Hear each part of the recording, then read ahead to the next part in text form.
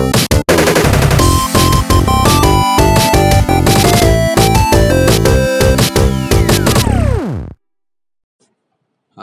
perkenalkan nama gua Dadi dari Ilkom 51.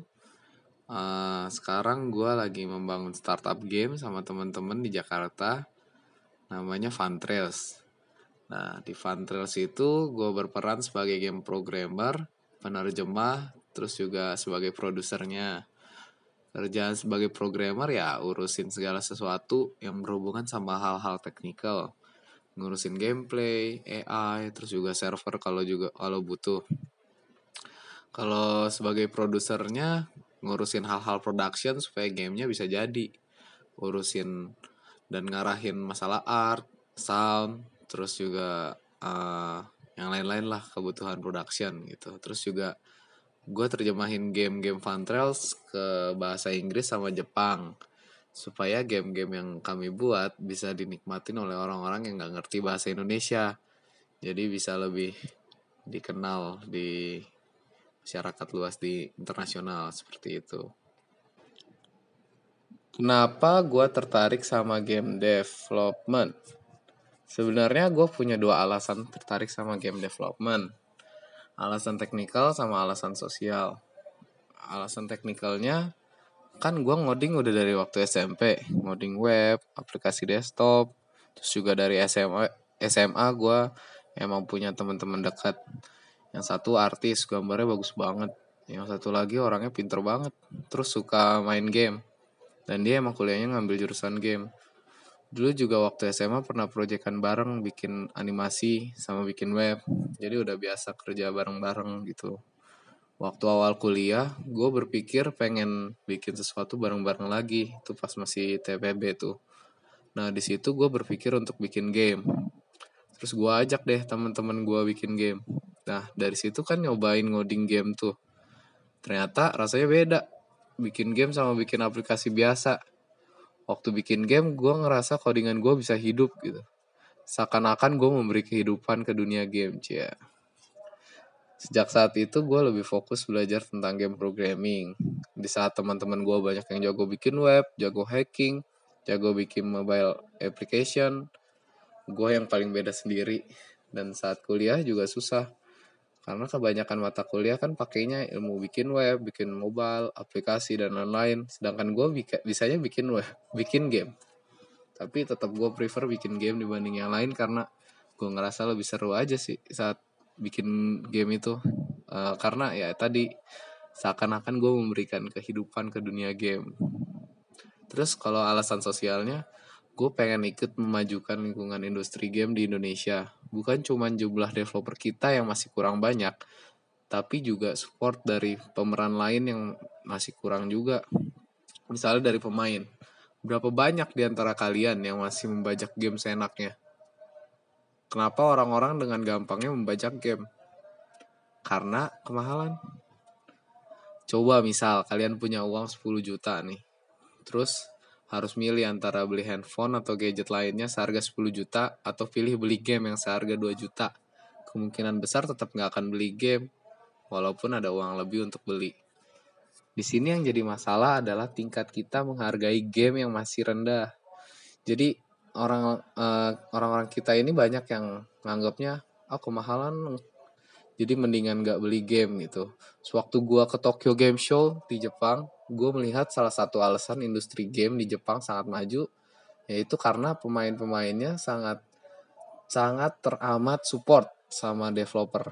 Jadi mereka sangat antusias gitu untuk mensupport. Waktu di Tokyo Game Show itu open gate-nya jam 10 pagi, ngantrinya panjang dari jam 5 pagi. Terus gila itu panjang banget antriannya. Karena prospeknya juga bagus, pemerintah juga dukung. Jadi emang semua pemeran dalam development harus dikembangkan di Indonesia supaya bisa maju industri game kita. Selanjutnya game yang paling gue suka. Game yang paling gue suka itu game-game buatan Nihon Falcom. Falcom itu terkenal dengan developer game yang kalau buat game nih, kalau bikin game ceritanya panjang banget. Misalnya kayak Kiseki series.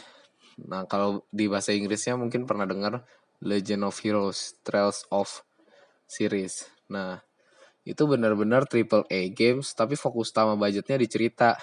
Mungkin kalau dibandingin sama game buatan Square Enix gitu, grafiknya masih kalah. Tapi masalah detail cerita, menurut gue Falcom tak tertandingi deh. Gila, itu detail ceritanya bagus banget. Ceritanya sangat detail. Background dari tiap karakternya juga bagus. Bahkan NPC aja punya ceritanya masing-masing. Dan dialognya tuh juga ada ceritanya sebenarnya di NPC nggak pentingnya itu.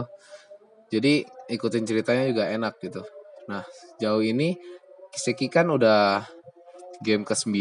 Terakhir itu Kiseki 4, Kiseki 4. Tapi kelihatan banget mereka udah ngerencanain cerita gamenya dari dulu. Udah 15 tahun yang lalu sejak Kiseki pertama itu Trails in the Sky, Sora no Kiseki. Tapi pas main Kiseki 4 yang baru keluar 2018 lalu itu September, itu baru terbuka misteri yang diceritain di game yang 15 tahun lalu itu keluar. Jadi emang ceritanya udah direncanain banget, udah sangat detail, udah panjang banget. Bahkan Kiseki ketiga itu saking panjangnya ternyata kalau dihitung itu 1,02 kali Harry Potter series. 7 buku, ketujuh bukunya itu cuman satu game doang. Terus juga panjangnya 2,4 kali The Witcher 3 sama 2,3 kali panjangnya The Lord of the Ring Trilogy. Jadi untuk satu game aja teksnya itu sangat banyak, sangat detail. Jadi bayangin betapa detailnya cerita yang dibuat sama Falcom itu untuk Seki series. Jadi itu sih baru Kiseki series doang. Game-game lain juga buatan Falcom itu ceritanya banyak detailnya gitu. Jadi menurut gue game yang paling gue suka sih game-game yang kayak gitu. Mungkin grafik nggak perlu terlalu bagus, nggak perlu terlalu wah, tapi ceritanya tuh sangat detail. Jadi terbawa untuk ke dunia gamenya seperti itu. Jadi terus juga saking demennya gue sama game Falcom ini, sama untuk dukung Falcom juga, gue sampai rela beli game-gamenya yang limited edition sama merchandise-nya. Terus juga gue ke Tokyo Game Show buat nyobain gamenya, karena emang gamenya seru banget. Itu sih kalau game yang paling gue suka. Pertanyaan selanjutnya, gue belajar bikin game dari mana aja? Gue belajar bikin game sendiri sih, dari tutorial yang dikasih Unity, terus lihat-lihat forum Unity, Stack Overflow, ya cari di Google lah gitu. Tapi kalau soal belajar, yang paling penting itu dasarnya dulu. Gue bisa belajar sendiri dari internet karena fundamental gue cukup bagus. Terus AOP juga gue paham. Terus juga algoritma yang dipelajari di kampus juga gue paham. Misalnya tentang searching, tentang peluang. Terus kalau waktu itu di Matdiscrete kan ada tentang finite state machine. Ya dari pelajaran-pelajaran kayak gitu juga sebenarnya itu membentuk dasarnya gitu. Jadi hampir semua pelajaran di kuliah kepake sih, asal paham gitu, bukan cuman hafal. Pengalaman develop game dan tantangan. Biasanya kan sebelum gua sama tim bikin game, kita melakukan perancangan dan perencanaan dulu. Bikin game design dokumennya, terus juga mau berapa lama, segala macam skopnya, agar konsep sama spesifikasinya jelas. Nah, pas buat GDD ini, kami sering berantem ide. Jadi, ya berdebat lah. Dan di situ serunya. Gua dan tim punya background skill dan pendidikan yang beda kan. Masing-masing punya pandangan dan prinsip yang beda. Makanya sering banget tuh berdebat. Tapi hasil perdebatannya bukan masalah yang mana yang lebih benar. Bukan masalah menang kalah. Gak ada yang menang, gak ada yang kalah. berdebat supaya gamenya bisa menjadi lebih baik gitu. Abis GDD-nya jadi, developmentnya dimulai. Nah, gak jarang nih dalam perjalanan development, spesifikasi yang tadinya udah diomongin di awal tuh berubah dikit-dikit karena ngerasa lebih baik kalau diubah gitu. Tapi di sini yang kadang jadi tantangan dan masalah, yaitu scope. Kalau misalnya ya emang benar kita harus ngembangin game, harus ngembangin supaya makin bagus gitu. Tapi dalam development kita harus punya batas pengerjaannya. Nah, skopnya harus jelas. Kalau skopnya selalu bertambah besar, nanti lama-lama nggak selesai-selesai.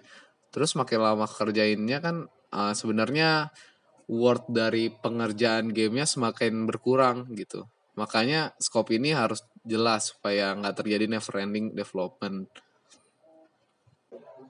Untuk teman-teman yang ikut GGJ IPB, nikmatin aja bikin game, karena bagaimana kita bisa membuat orang lain nikmatin game kita kalau kita sendiri gak menikmati membuat gamenya gitu. Mungkin susah, mungkin capek, tapi itulah proses yang harus dilewati, yang harus dinikmati. Justru di situ serunya bikin game. Kalau ada pertanyaan atau ingin mengontak gue, silakan di dadi@funtrust.com atau tanya aja ke Pak Auzi. Sekian dari gue, terima kasih.